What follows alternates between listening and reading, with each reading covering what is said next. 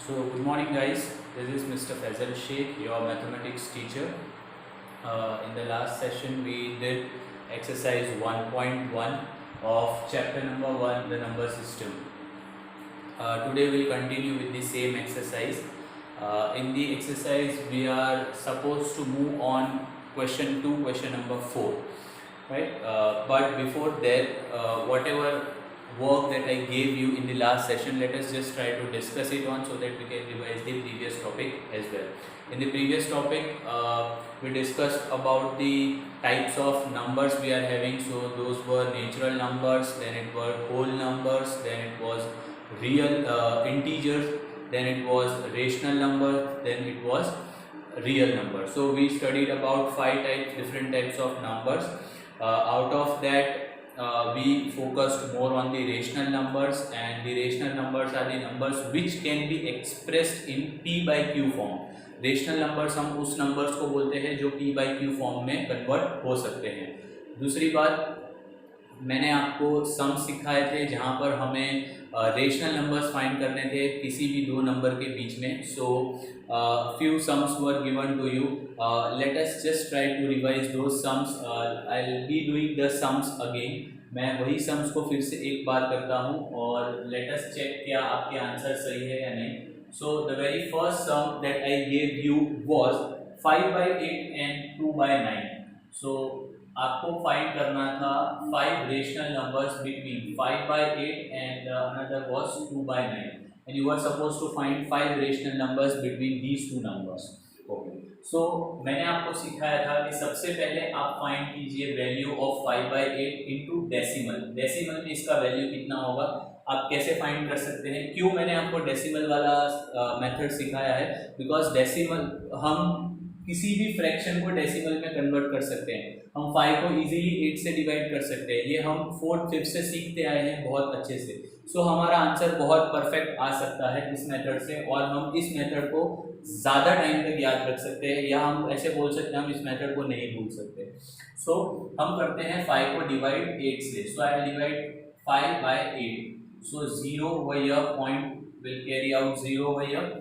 8 6 are 48. So the remainder will be 2. We'll put up a 0. So you can write 8 2s are 16. The remainder will be 4. We can put up a 0. You can write 8 5s are 40. So the remainder will become 0 0. So इसका मतलब है अगर आप 5 को 8 से divide करते हैं तो आपका आंसर आता है 0.625.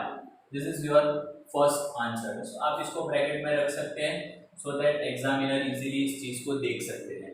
उसी तरीके से आप कॉमा करके दूसरे नंबर को लिख दीजिए 2/9. आप डिवाइड कीजिए 2/9 को, जो भी वैल्यू आता है हम यहाँ पर रखेंगे. सो हम 2 को डिवाइड करेंगे 9 से.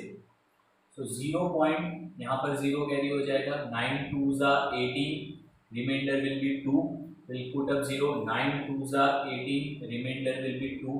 Will put up 0. 9 2s are 18. Remainder will be 2. You can see यहाँ पर तो हमारे पास रिमाइंडर 0 आ गया था, इसीलिए हमने नंबर को यहाँ पर 0.625 पर स्टॉप कर दिया.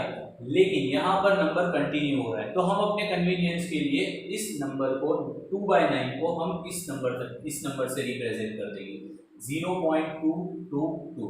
इट मीन्स 2.9 की ऑलमोस्ट वैल्यू हो रही है 0.222. So now we have converted the fraction numbers into the decimals. Decimals में हमने कन्वर्ट कर दिया है.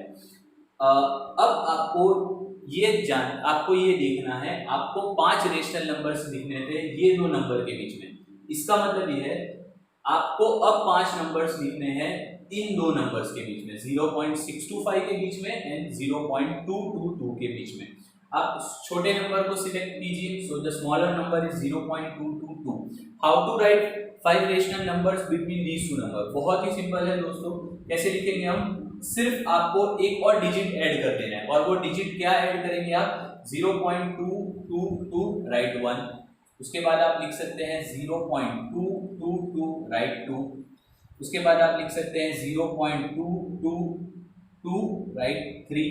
आपको 5 लिखने हैं तो आप लिख सकते हो 0.222 राइट 4. उसके बाद आप लिख सकते हो 0.222, राइट। आपने 5 नंबर्स लिख दिए, इनको आप इजीली डेसिमल से फ्रैक्शन में कन्वर्ट कर सकते हैं। फ्रैक्शन मतलब हमारा p/q फॉर्म। तो कैसे कन्वर्ट करेंगे? सो राइट 2 2 2 1, डेसिमल के बाद कितने नंबर्स है? 1 2 3 4, तो 4 जीरो वाला आपको नंबर लिख देना है, that is your 10,000। You can write the remaining number divide by 10,000। You can also write 2 2 2 3 divided by 10,000। उसके बाद यहाँ पर 2 2 2 4 divided by 10,000। उसके बाद यहाँ पर आप लिख सकते हैं 2 2 2 5 divided by 10,000।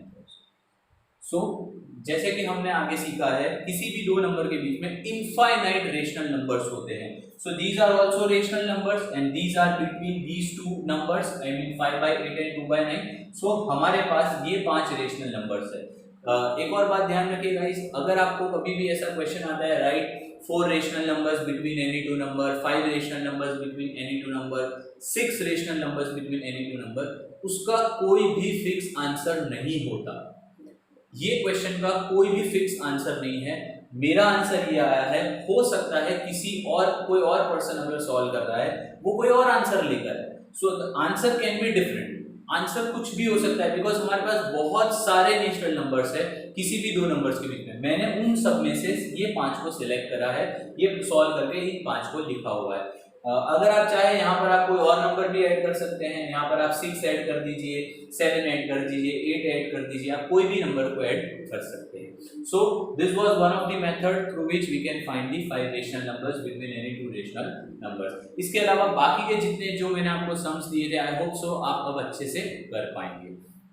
Now let us try and move on to the next topic of this, जहां पर आपको पूछा गया है that let me just go to it. Okay, so we'll move on to question number 4. In this question आपको answer देना है true और फॉल्स के अंदर, जहां पर आपको कुछ स्टेटमेंट्स ऐसे दिए गए हैं and those statements are nothing but every natural number is a whole number। आपको ये आइडेंटिफाई करना है क्या ये स्टेटमेंट ट्रू है या फॉल्स है। उसी तरीके के बाकी के दो statement. Before we move on answering to it, let us try to understand how we can identify such statement whether the given statements are true or false। देखिए इसका बहुत ही सिंपल सा लॉजिक है। हमने पढ़ा था सीरीज के अंदर that we have first as natural numbers, उसके बाद आते हैं whole numbers, उसके बाद होते हैं integers, उसके बाद होते हैं रेशनल नंबर्स और उसके बाद सबसे लास्ट में होते हैं real numbers. So I am just writing the whole name, natural number, whole number, you can write it as integers, you can write it as rational number और सबसे लास्ट में है रियल नंबर्स। सो ये 5 number आपके पास है। अब आपको question देखना है, मैं अभी आपको शॉर्टकट ट्रिक दिखाता हूं, इसके बाद जैसे ये खत्म हो जाएगा उसके बाद मैं आपको इसका एग्जैक्ट कंसेप्ट बताऊंगा।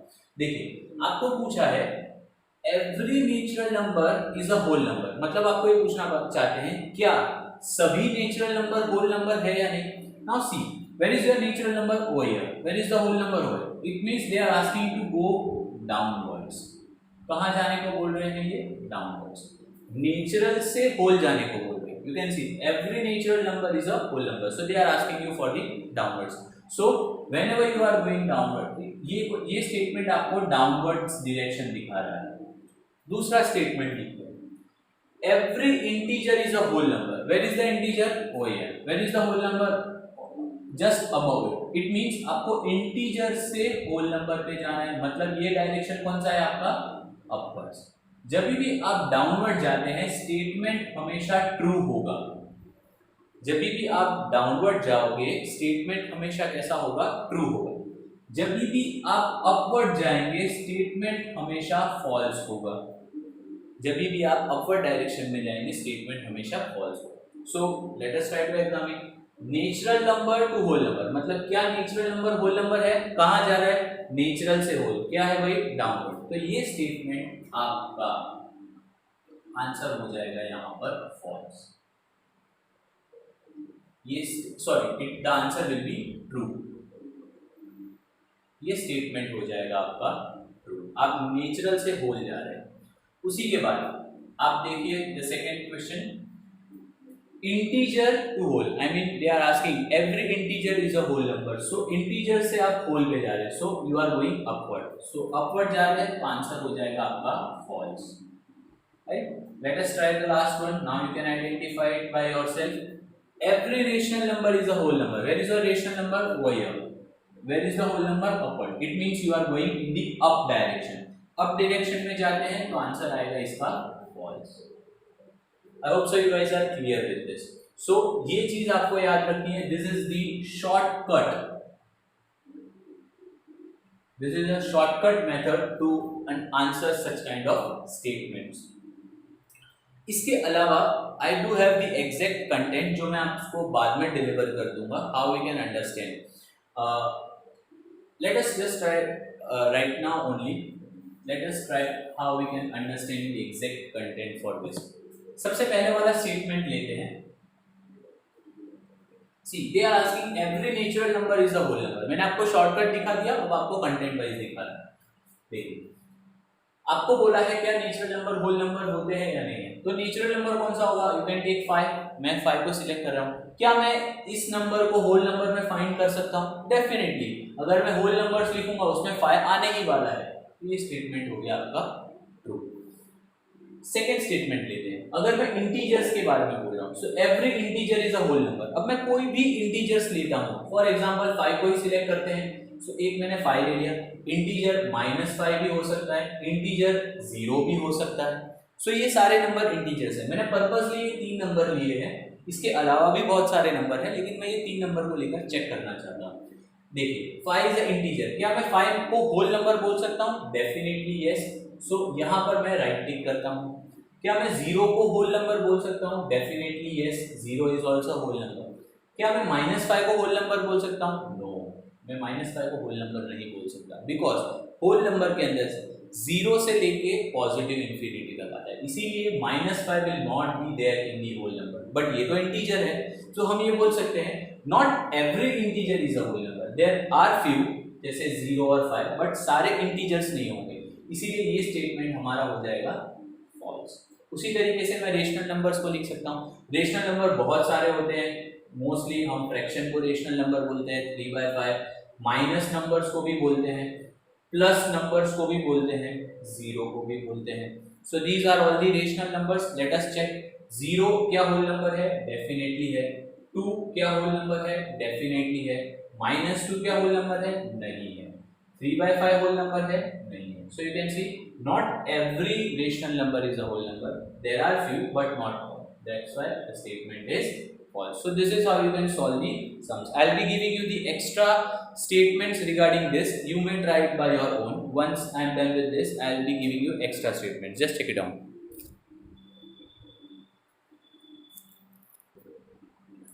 So guys, आपको ये 5 statements के answers देने हैं as an homework. आप होमवर्क तरीके से इस 5 स्टेटमेंट्स के आंसर दे सकते हैं। You can write it in the comment section also, कैसे इसके हम आंसर देंगे। अगर आपको कोई डाउट है, you may ask the question as well. Will move on to the next topic.